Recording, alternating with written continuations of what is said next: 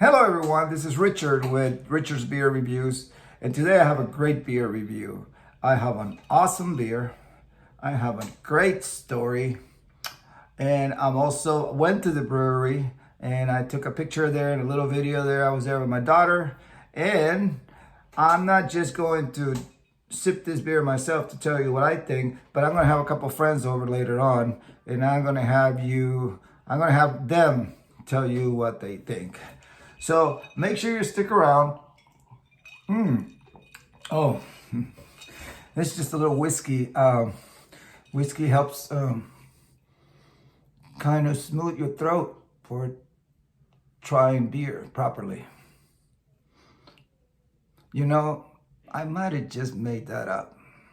But we do have a great beer review. I have a great story. Great story. You got to listen to this story if you like a little bit of history, because I'm going to dive into a little bit of history more.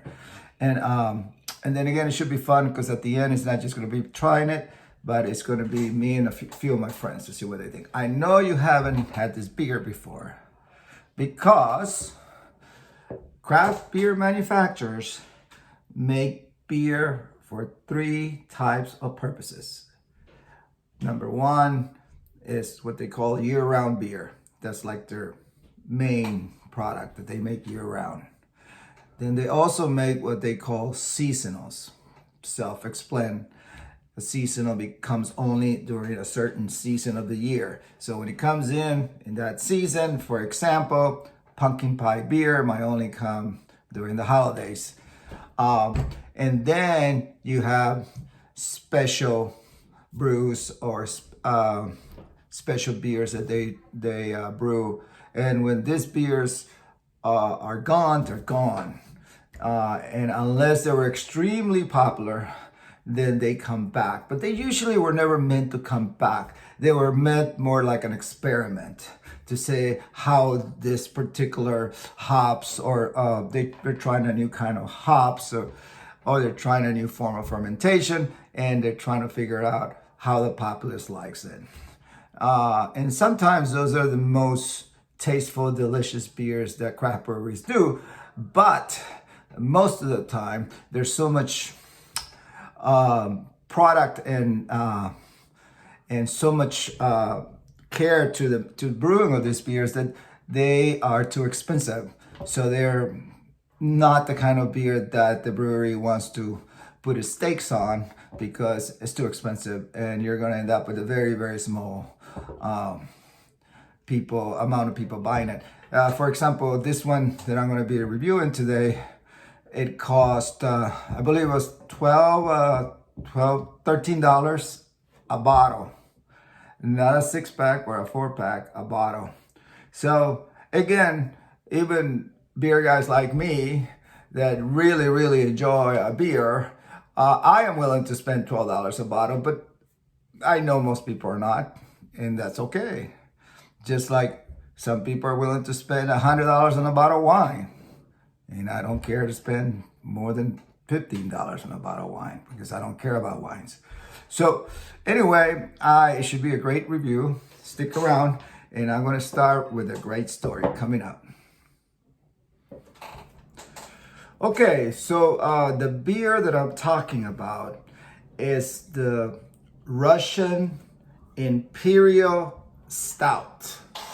You can see it right there, the Russian Imperial Stout. The brewery is St. Arnold's. It's a Houston brewery, and it's got 10.1% ABV, alcohol by volume, and about 46 IBUs, which is International Bitterness Units, which is not a lot. That means it's not bitter. First, the story.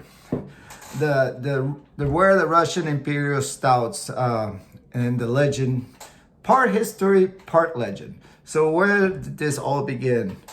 It began in 1689.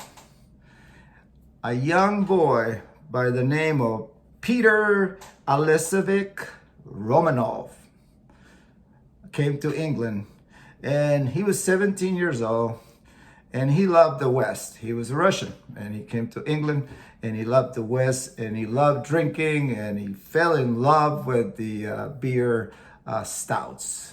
At that time, yeah, that was pretty much the stouts. They've already have kind of switched from porters to stouts. And he just became in love with the West. That was the West of Europe, England. And so he took his love for England and the West and the culture back to Russia. And when he went back to Russia, he created a new town that we now know as St. Petersburg, because this Pete Romanov happened to be Peter the Great. And that's, that became the capital and the culture capital. And that really opened the borders of a lot of exchange between Russia and the West. Not just England, but they were really fascinated by the Brits. Maybe it's because the way they talk so weird. But that was a big turning point in history, because before that, the Russians were pretty much to themselves. So now, again, this beer is called the Russian Imperial Stout. So what is a stout? Well, Russian is simply because this style became known as the Russian style, even though it was made in England. But Imperial, I'll tell you here in a second. And what is a stout? Well, in England in 1729, most the beers, there was a style of beer that was overcooked and became dark and rich, and coffee, chocolate flavors, and it was dark. And it was the preferred type of drink for the roughneck of those times, for the blue-collar worker. This then the biggest group of blue-collar workers were the guys that work in the ports, because everything in England was shipping, international shipping. So these guys were called the porters. They work in the port. They were the porters. And as they begin to love this style of rich, dark beer, this style of beer eventually became known as the porter. A porter style is a type of ale. So that's where the term porter came in. Now the term stout, because I was talking about stouts, not porters. So the term stout appeared later in the 18th century. But that's still in the 1700s, which that's something that's always kind of bothered me about history, how they, like, if something is in the year 1750, it's not in the 1700th century, it was in the 1800s. For some weird reason, that's just how it is. So the 1760s and 1780s is called the 18th century. So anyway, that's just how it is.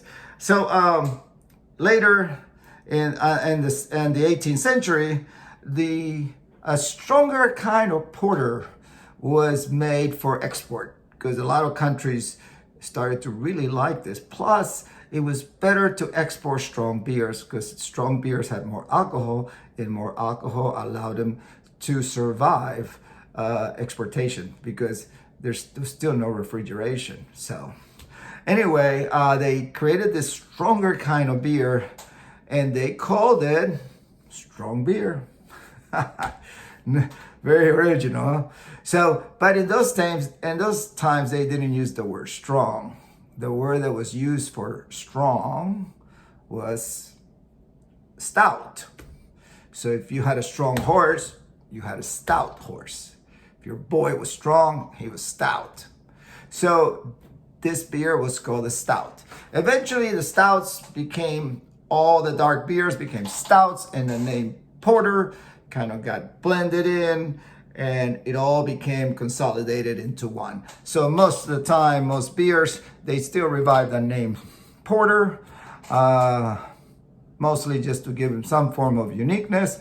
But the word stout and porter pretty much means the same across most craft beers. And it just symbolizes an ale that it's got a lot of rich flavors, strong flavors, and it's usually will have a pretty good alcohol by volume in the 6% as to up. So that's the story up to then. Now the rest of the story is where we get into the Imperial.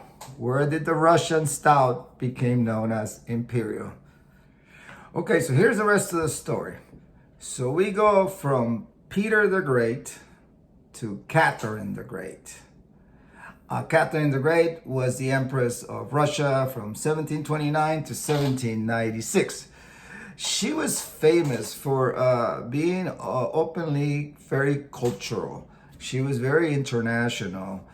She was very well read. She read a lot of science books. She read Voltaire, and she was very famous, very popular, let's say, because she was a very enlightened despotism. That's a fancy word for a person. A despotism is a person that rules with absolute power. And most tyrants, that we call them, people that rule with absolute power, are very close-minded. But even though she had absolute power, she was very open-minded, and she was very open into new cultures and expansion to the West. She was a very, very imposing, tall, good-looking woman, and she loved everything to do with England. She loved beer, and she once boasted among her peers that she can drink so much she can drink any Brit under the table. So that's pretty cool that a person that can yield absolute power can have fun like that and be so open. She started importing it into Russia, and it became in Russia known as a Serena. But this is nobody really knows if it's true or is a rumor, but whether she wanted it stronger with more hops and or simply it needed to be that way because of the trip. So either way, the so-called Serena, which is the stout of England, when he made his way to Russia, was very, very strong aromas, complex tastes, and a beer that was just very distinguishable. And this beer became known because it was imported by order of the Imperial family. It became known as the Imperial Stout. So an even stronger type of stout. So the word Imperial Stout already means, which is a Russian style stout. So when beers say Russian Imperial Stout, this really saying the same thing, Russian and Imperial, because the original Imperial beers were Russians. But they're just being a little bit more dramatic. But the other thing they're trying to say is that this is more towards the Russian style of brewing, because unfortunately the word Imperial no longer means Russian stouts. The word Imperial is just a name that's been used now for any kind of beer to signify stronger, or like a double IPA, Imperial IPA, which if you think about it, an Imperial IPA makes absolutely no sense, because Imperial is because of the Catherine the Great, the Imperial family in Russia, and Indian Pale Ales has to do with India. So, but that's how the word's been used. So breweries like St. Arnold's understand that, so they want to really emphasize that this is the Russian style Imperial Stout, a beer from Russia. So even in 1882, when there was, I guess, a rift between the Ruskies and the Limeys, then war wasn't, or their differences wasn't big enough to stop the importation of beer. So thank God for that. See, beer can be a uniter, a peace, an element of peace. See, I always knew there was more to you. Anyway, so I'm here at the St. Arnold Brewery having lunch with Karina. There's Karina. There's Karina's friend. And you see they got these beautiful paintings on the wall. And we came over here to try the new Russian Imperial Double Stout, but they're out of it. But I have one at home. So I'm gonna review it at home and let you know. See you, man. This is Richard again, and this is the part where we get to taste this delicious Russian Imperial Stout. Here's my buddy Steve, and he's gonna let me know what he thinks about this beer. So let's pop open this one. So remember, beers are carbonated, and you release the flavor and the carbonation by pouring it strongly. That means you have to pour it in a way that it gives you some foam. Look at that. Isn't that awesome? It's like chocolate. This has chocolate in it. That's you know? Awesome. Yeah, coffee. So here we go.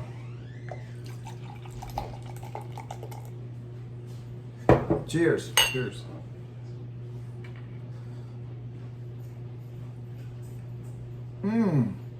Hey, Matt.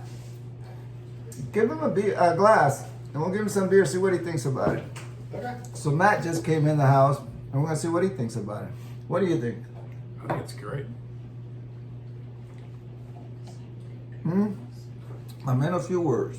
Man, a few words. It's great. Hey, come here, Matt. Okay, so I'm gonna pour some for Matt. Let's see what we got here. That's a Russian Imperial Stout. Interesting. It's a special edition beer from St. Arnold's.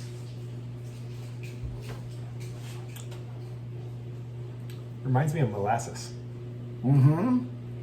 That's one of their things about them. They have a lot of molasses and they overcook them. And then that's how they get a lot of this coffee, dark chocolate flavors. It's good. Reminds me of monkey bread back in the day. Oh yeah, definitely. What's monkey bread? You take those like self-raised biscuits from Pillsbury, you cut them up, and you just pour a bunch of molasses over top of it, and you cook it in in one of those like butt pans, Right. And then you flip it over, and that's breakfast. You know, there is a beer that I tasted it. I did a review that tastes similar to this, and now you mentioned that's breakfast because the beer is called Kentucky Breakfast Stout, KBS. Well, that would make sense because monkey bread's a Yep. kind of Kentucky, Tennessee thing. There you go. Oh, it all starts coming around. Yep. So, well, I'm glad you came on time, and so cheers, Matt. Cheers. Cheers, Steve. Cheers. And if you guys haven't had this beer, I suggest you go and get some. This is a limited edition, so once it's gone, unless they bring it back. So, see you guys later. Bye, all. I hope you enjoyed this video. If you like it, give me the thumbs up. So drink a good beer and live the good life. Later.